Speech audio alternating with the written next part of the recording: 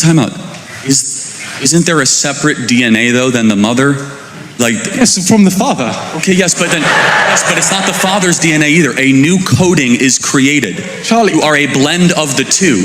And so when did your life begin? Okay, so when did your life begin? I mean, again, this comes from what you define as where life starts. You can say life starts at conception, but I'm telling you, I believe that's just an arbitrary point, right? That's just the moment these two cells fuse. Now, you say about this mother thing. So the way DNA is arranged in a cell is it's arranged in chromosomes. Chromosomes are paired up, so you have one from the mother, one from the father, typically, in a healthy individual, right?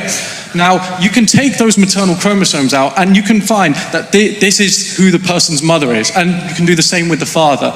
Now, the reason you are different to your mother and father is because some of those chromosomes express genes that are different from each other. And so those genes interact, and that's what gives rise to you, right? But there's no space for any kind of moral framework to come into that until you consider that a human being is capable of consciousness and of suffering. But if you take that out of the equation, the fact that these two DNA, whatever they call molecules, right? These two DNA molecules are fusing, that does not suddenly flip a switch that attributes moral worth to that individual.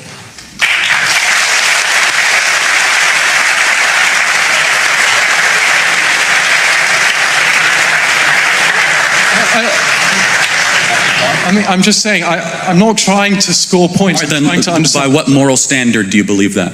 I believe that if an individual is capable of suffering, then it's wrong. Now, can I explain my opinion on abortion, just so you can understand?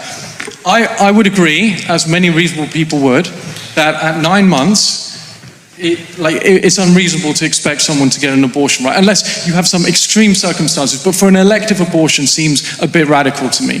But it also seems radical to say that a woman who has just, the cells have just fused, to deny her of an abortion also seems wrong to me. Because that zygote is not capable of suffering, as far as we know. So by what moral standard? Is that just your opinion? Where did you get that moral standard from? Because suffering is a bad thing. We all know suffering is a bad thing. That's an objective fact, right? Well, hold on. So you do believe in objective morality? I believe that suffering is an objectively negative So if you can't feel it, is it okay? What do you mean if you can't?